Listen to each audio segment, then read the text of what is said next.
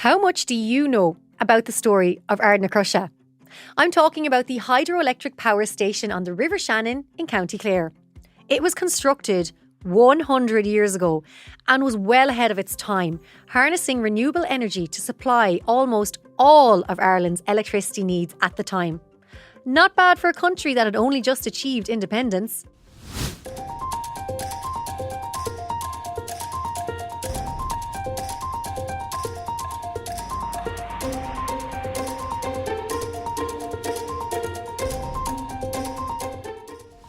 Hello, I'm Meghann Scully and welcome to Energise, the show that looks at sustainability in all its forms and what we can do to shape a clean energy future.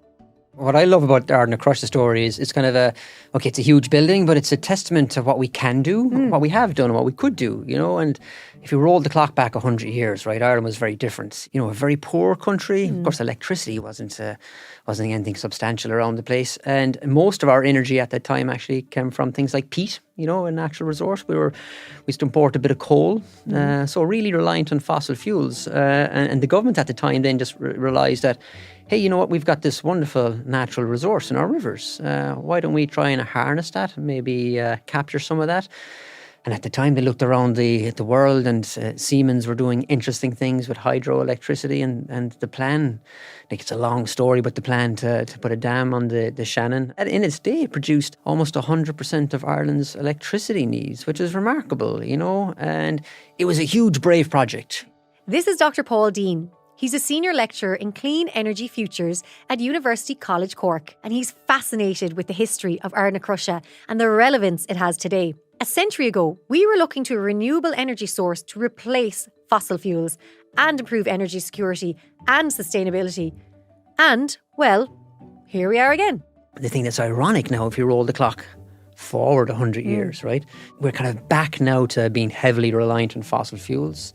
Ireland is still one of the most heavily fossil fuel reliant countries in Europe. About 80% of all the energy that we're using today to heat our homes, to drive our cars, our trucks, our electricity is fossil fuel, and it's imported. So often I think that echoes of the past about looking at our natural resources and moving away from fossil fuels are as relevant now as they were 100 years ago with Ardnacrusha. It's clear that renewable energy is where Ireland's energy future lies. It's not going to come from hydroelectric power, but we have huge opportunities in wind and solar. But there's a catch. The key to Ireland's energy future is all around us. It's in the wind that blows over this wonderful island. It's in our oceans. It's in our land. It's in our sunlight. And we know part of the research that we do down in UCC, we kind of crunch the numbers on this kind of stuff, and we know there's enough there to meet our energy needs in a secure and affordable way, right? That's really good. And not just to power our appliances like our laptops and our gadgets and all our phones, but there's enough to power our cars and our trucks and our businesses and our farms and our firms and heat our homes, Now that sounds wonderful, but here's the catch, right? There's always a catch in these things. It's going to take time. It's going to take 20 or 30 years because we're starting from a point that's really far back. So we're starting from the point where we're one of the most fossil fuel reliant economies in Northwest Europe, where 80% of all the stuff that goes into our cars, our homes, our appliances is fossil fuel.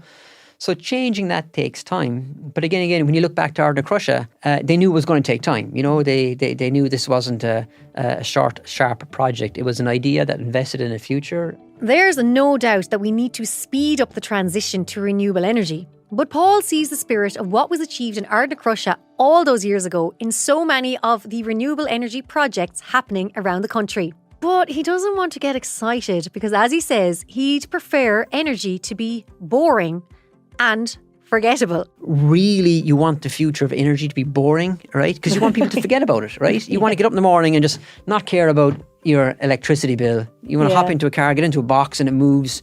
You want your house to be warm. You want to forget about it, right? And the best policies are the ones that are invisible to people, that people forget about, right? If we rewind the clock back 10 years ago when, the ESB bill or the electricity bill came in the door and some people mightn't have opened it. Some people mightn't have looked at it. So you want to get energy to a stage where people forget about it. So let's hope we can look forward to a future where energy is incredibly boring, where we're not worrying about the price of heating our home being dictated by wars and global politics and the whims of world leaders.